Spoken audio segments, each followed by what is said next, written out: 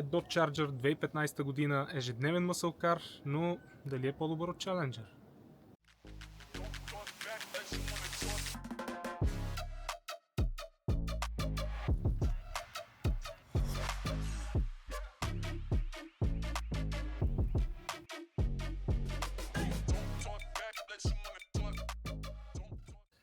Последното поколение на Dodge Charger, от които е и този екземпляр, се отличава по доста критерии спрямо стария, или по-скоро предходния модел. Основните разлики са в предна и задна броня, фаровете, стоповете, предната решетка, макар че купето си остава същото.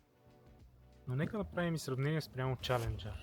Ако Challenger е визия, усещане и мощ, то тогава Charger е мъсълкар за всеки ден.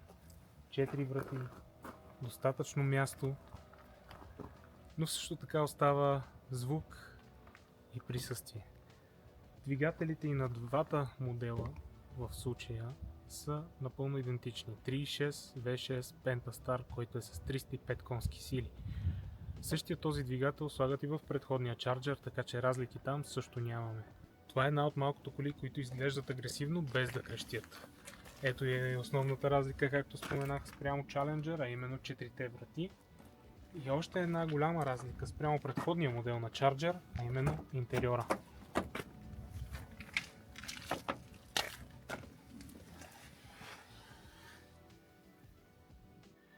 Макар и интериорно Charger да няма кой знае колко разлики спрямо Challenger от същото поколение, то определено той печели една точка, именно заради задните места, където спокойно бихте могли да сложите детско столче или да возите своите приятели. Разбира се, местото отзад е в пъти повече и също така имаме още две врати, които за пореден път ги споменавам. Иначе от към усещане от шофирането бих казал, че Charger се усеща по-зрял. Повече като ежедневен седан, който също така не пречи да бъде и семейен, разбира се. Така че определено двете коли са коренно различни, макар и двете да се водят мъсъл. Истината е, че автомобилът е изключително комфортен. Возията е мека и приятна, автомата превключва перфектно, а 3.6 двигателят е напълно достатъчен за това купе. Имаш пъргавина, но в същото време и комфорт. Ако все пак ви малеят конете, винаги може да си вземете 5.7 или 6.4, но за нашите стандарти определено 3.6 е напълно достатъчен.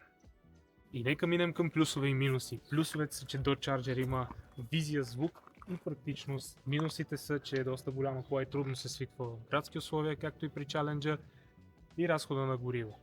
Но 3.6 и 5.7 стават напълно безпроблемно на газ за тези от вас, които го предпочитат. Като заключение мога да кажа, че Dodge Charger е перфектният мъсълкар за всеки ден и трудно бихме могли да сравним Charger с Challenger, тъй като двете са коренно различни коли и най-вече това е въпрос на вкус.